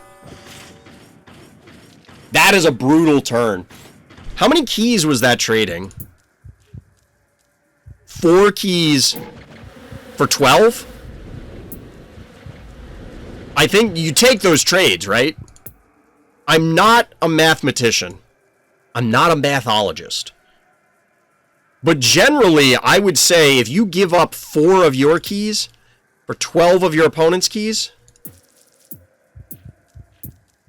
I'm going to clip this. This is a pretty solid turn. We don't have what seems like, oh, this cool play where we set up this or do this, and they didn't see this coming. It's just, no, bad guy just had a really bad day. You get this invade here in order to take down a trapper, specifically Poison Ivy. You take down the Boomer, but that's where your trouble starts to begin. You landed on a trap from said Poison Ivy, and then all of a sudden... Our hero, Rodizio, comes in and then just lays into the bad guy. And I was saying this just a moment ago on the live stream, but if you have the opportunity to trade 4 keys for 12, I'm not a mathematician. I'm not really a numbers guy. But I think that's pretty good. I've heard that that is... acceptable.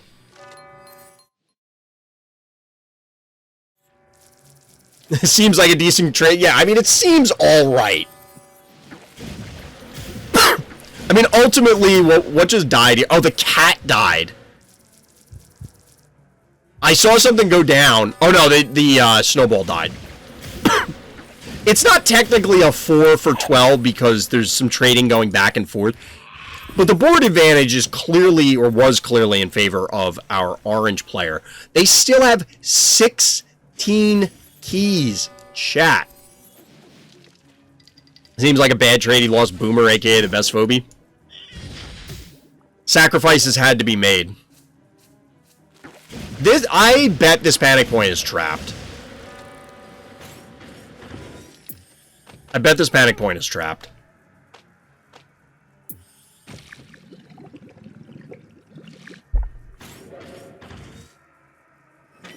Oh, it's not. So bad guy might have put traps like here and here? No, they couldn't have. Well, no, because the snowball died. There was nothing there. Let's lure them in. Or never mind, they just pop one out now. Sometimes it doesn't show the traps, even when we're supposed to see them, so I was thinking maybe they were invisible, but... You finally have Quagmire? Nice. Quagmire's really good. Quagmire's really good. I should use it more as well. The Snot Monster.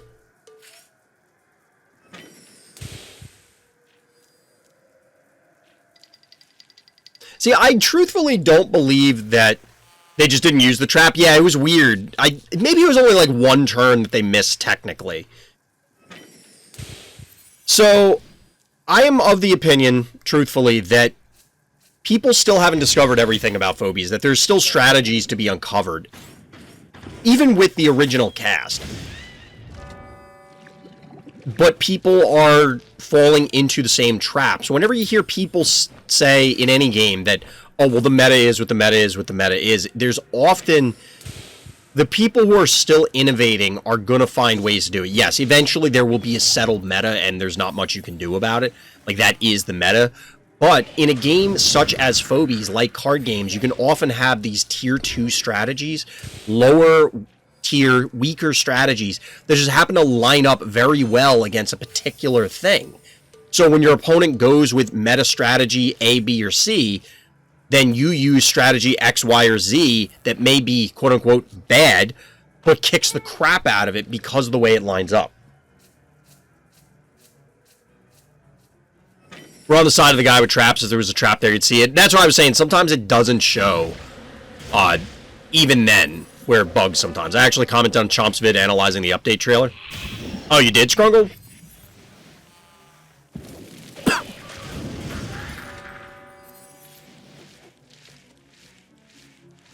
Oh, you meant you, like, commented on the video I did. I thought you meant, like, you did meta-analysis on my video. I always get Quagmire out if I just need a body block or a big hitter, very useful 5-key. I agree, Dojawal. Super tanky. I don't know what this Alistor is doing, but it's not going to end well. It even allows for a double hit onto the Bohm Angles. Which, I mean, these were dead anyway. I think Bad Guy kind of threw in the towel. Throw in the damn towel! I'm hard to track through my usernames, fair. I mean, people have different names on virtually every platform, which is better security anyway, but it's fine. Brilliant. So, chat, notably, we did actually see a sheep in a winning effort. When was the last time we saw one of those? Been a while. Been a while, chat. Alligator's honestly too expensive. I go in and out of love with Alligator. I'm fine with it. The Giga Fart sheep. I don't know if this was a Giga Fart.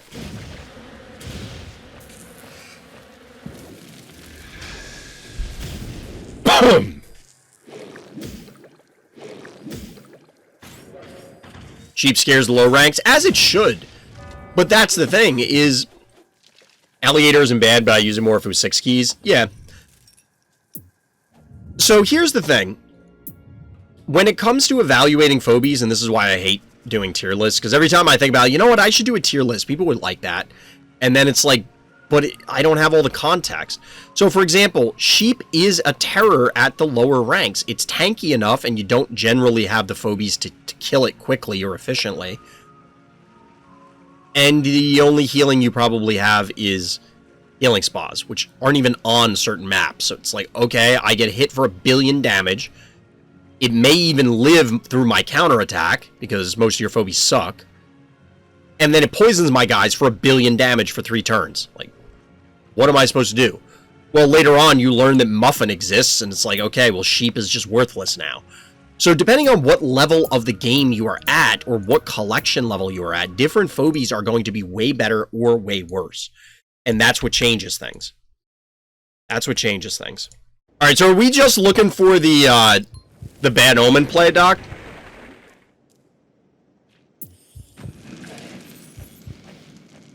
Because Doc had submitted this, I think, more as a highlight. Rather than... Okay, so the Bad Omen is on the board.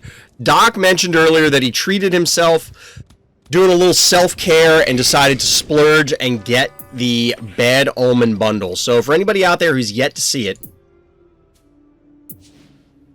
here's Bad Omen. Level 8 Bad Omen. 302 damage debuff. Let's see what it does for the doctor here.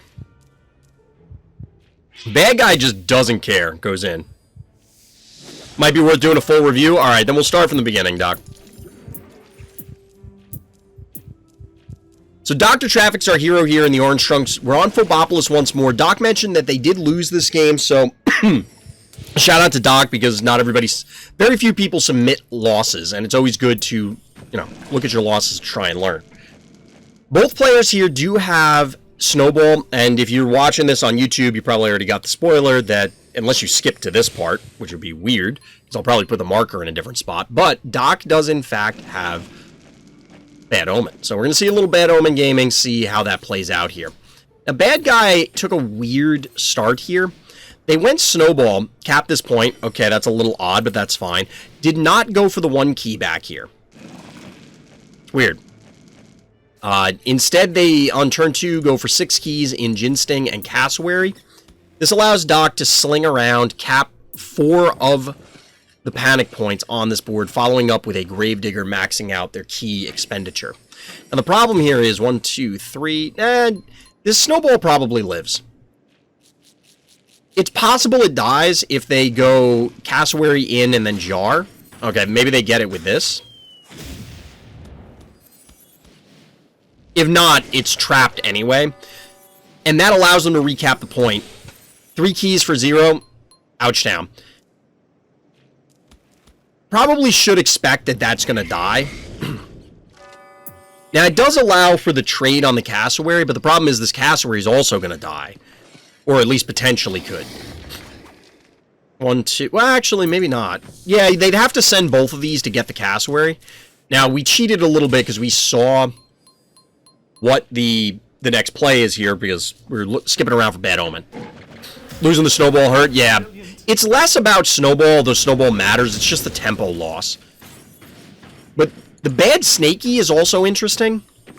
Typically, as we talked about, this map is very lobber heavy. Oh, wow, the Murder Wing lived. Alright, so how does Doc utilize the Black Cat here? Utilize the Bad Omen. This is well done. Probably get a dead Gin Sting here? Maybe not. Yeah, you probably don't have enough damage.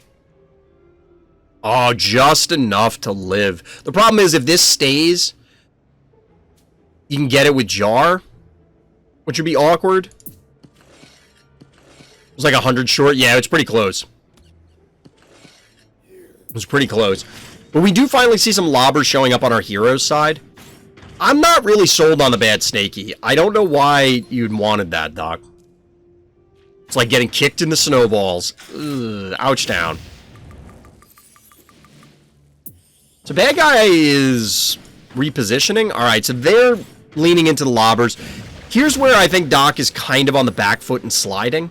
They don't have an immediate thing to recap the middle with that isn't just gonna die, right? Got lobber. Doc is able to claim the life of the Gin Sting.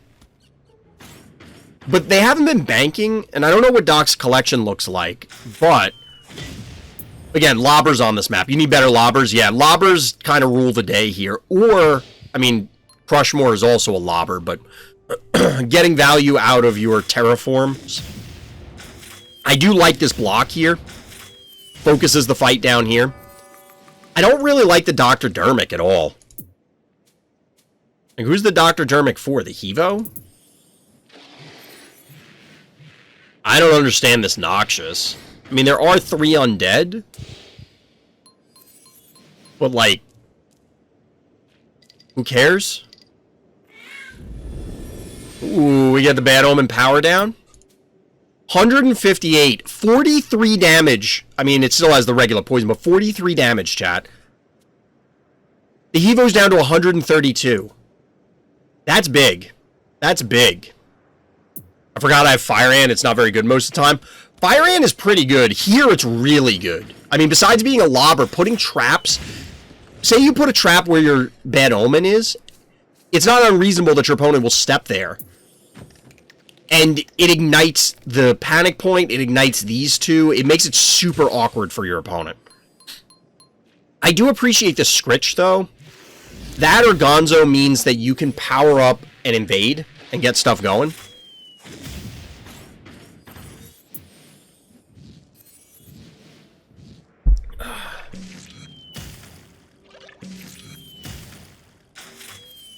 Yeah, note to self, don't forget you have phobies. I do that all the time. Down goes Bad Omen. Did get an activation which bought Doc some critical time here, I think. Get the block off up here. I like it. I like it. Doc, you actually seem as though you're in pretty good shape. You seem as though you're in pretty good shape. Snipe the Hevo?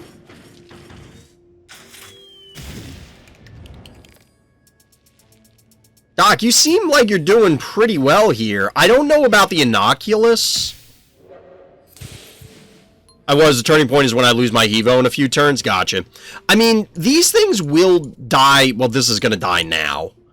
And then presumably the Murder Wing dies to something that comes out of the stem. I keep saying stem, but the vault.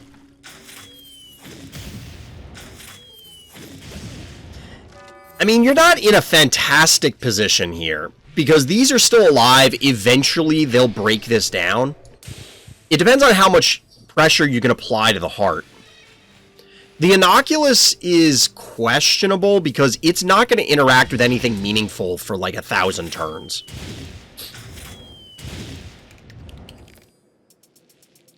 They still have 5 keys, so this is aggressive. You have Crushmore! Doc! You gotta get this online earlier. This is huge. Like, imagine if instead of Gravedigger you had Crushmore all those turns ago.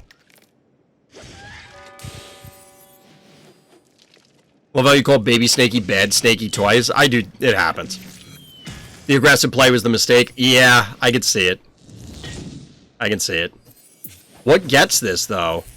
Oh, that can reach. I thought that was going to be too many spaces. Yeah. I don't... Well, how did they kill the... Oh, so this just dies to the poison, right? Yeah, without a body block, that's risky. I mean, it has 1,700 health, so I understand why you'd think it would live. Where was the Dermic? You could have body blocked with the Dermic or the Scritch. Like, the Scritch could have body blocked, and then you would have been fine, because there's, like, no way they kill this. Well, no, not no way. If they go Stairmaster... They could go, like, multiple phobies. 1, 2, 3, 4. They could pop out, say, Murder Wing. I don't remember if they played one. Like, they could pop out multiple phobies, kill this, and then you're exposed. It might have just been over-aggression.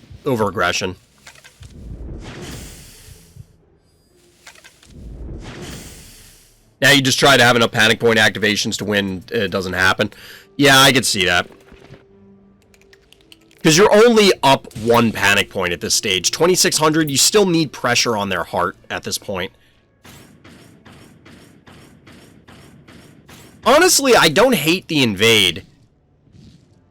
I don't hate the invade overall. But I think you have to assume you have to sacrifice something. And it's got to be Scritch or... the Hevo. You love Scritch's design? Scritch is really cool. Scritch is really cool.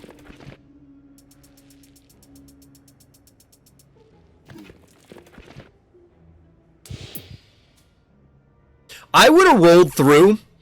So one thing you could have done is you roll this through to here, block here, and then now you can lob to the center. And they can't touch you. Well, I take that back. They could hit one of the obstacles and push the Crushmore back. But, like, that's it. I mean, I guess they could hit it with this, but your goal is to push damage. So you can cap this one, you have to control the middle.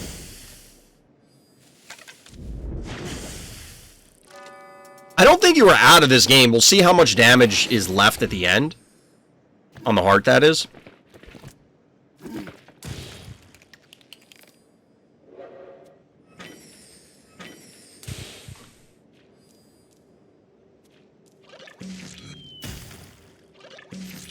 Glorious is glorious. I'm only skipping ahead because I imagine we're just going to watch the slow demise as they trap you.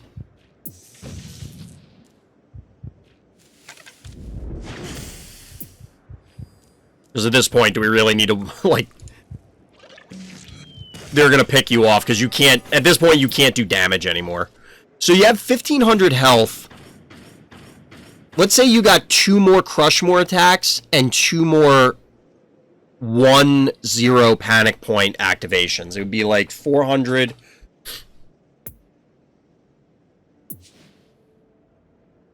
Be like 1,400 maybe? 1,400 and change. It might be 15. Probably not, but it would have been close. Because you would have gotten 2... It's possible you could have gotten a double activation on this turn. So there was a turn back here where you rolled up Crushmore and then rolled it back. I think it was this turn.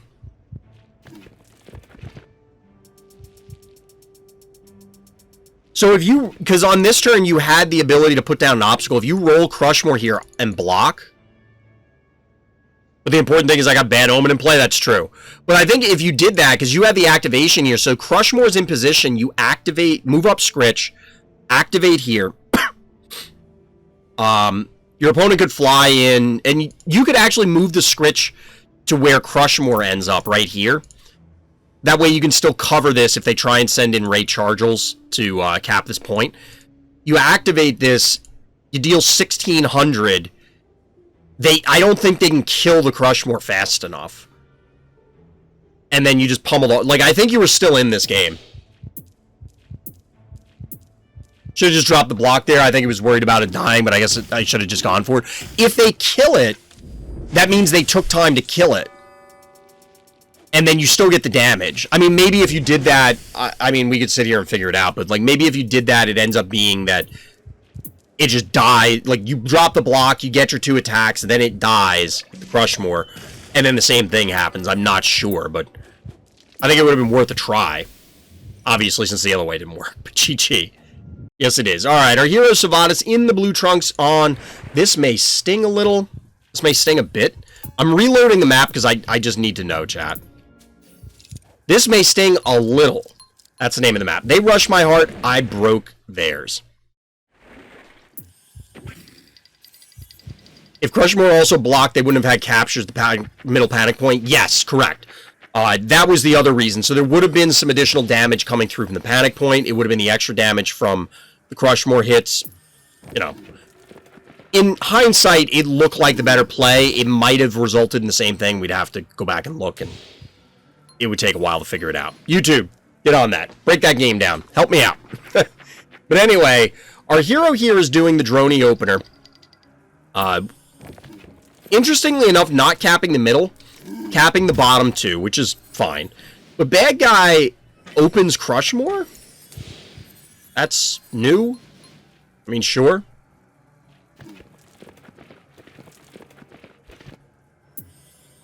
Alright, chat, you gotta decide quick whether we'll get in a couple Ghostbuster games or we'll do one more game review and then call it a night kind of thing. So bad guy is trying to match, sort of, getting their own droney online. Another Ted versus Jill, true. If I recall correctly, I have an async game versus Sivadas. For a while, I was queuing up against Sivadas, like, every day.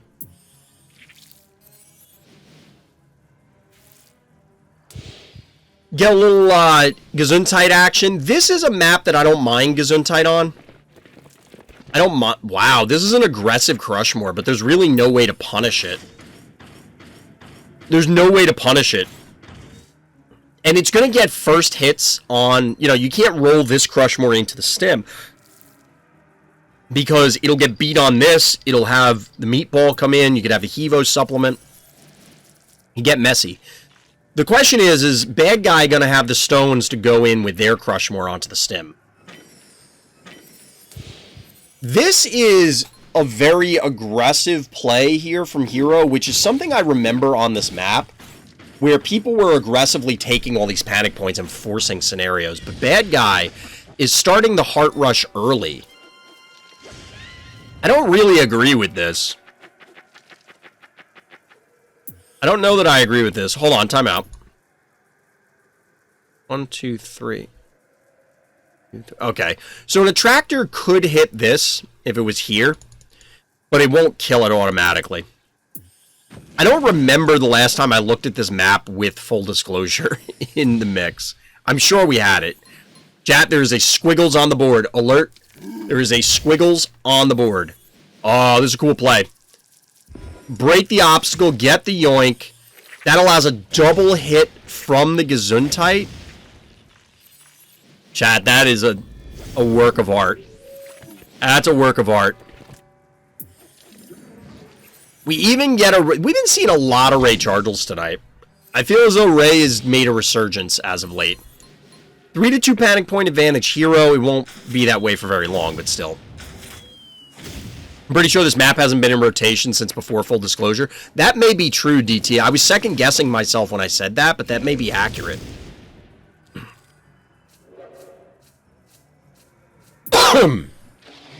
Noxious as the follow-up. I don't really understand that one. I don't really understand that one. Wow, this Klepto's gonna get so much value. That was spectacular. Wow, look at this. This is just the crushing defender's advantage. This is just swatting away the invasion. I mean, you're gonna get the Noxious spit here, but kinda who cares? Smiley is not getting the job done at this stage. I mean, admittedly, there's no mechanicals on the board for our hero, but still. But still. I'm a little surprised that the spider didn't bite the Noxious.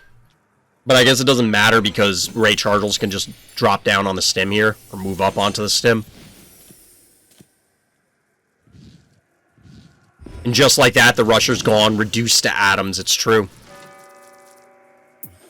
That, at no point did it feel as though Sivadas was in any danger. Like, at all. And this is why they pulled back. They had plenty of damage. Damage to spare. But, like, what is bad? This is just like, yeah, poof is right. Up in smoke. Unbelievable. Like, it wasn't even close. Honestly, Sivadas felt like they controlled most of the panic points for basically the entire early game and then just pulverized.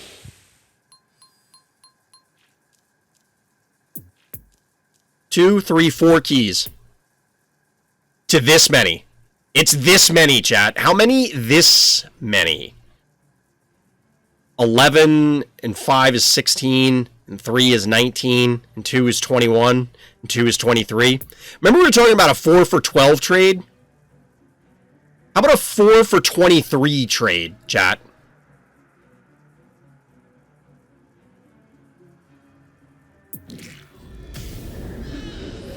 Seems okay.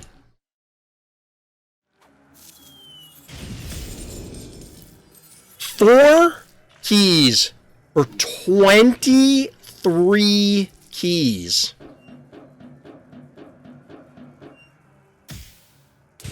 It's a good deal. I'd buy that for $1. We take those? Yeah, you're right. You right.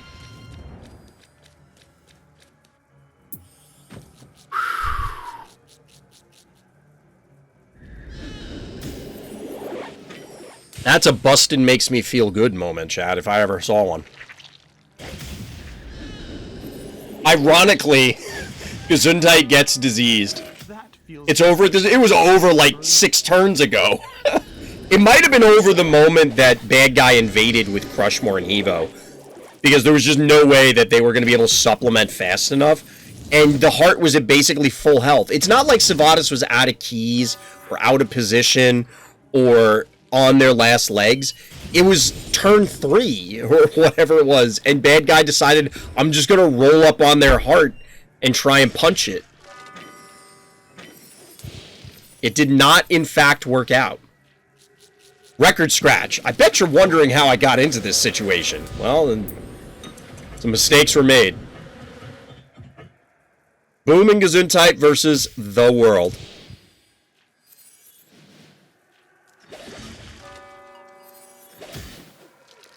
That is the Well played, Sivadas.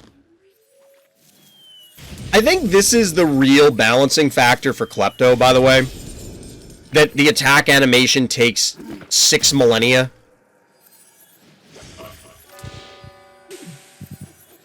GG. Well played. Love when I say the wrong phobie name. Whatever. Everybody knows what I'm talking about. Everybody knows what I'm talking about. There was a Gesundheit on the board, like, 1 turn prior. As long as people understand. No, like, oh, we said the wrong phobie name. If people were actually getting confused, I would be more worried, but as always, everybody, thank you for listening. Thank you for watching. And Black Lives Matter.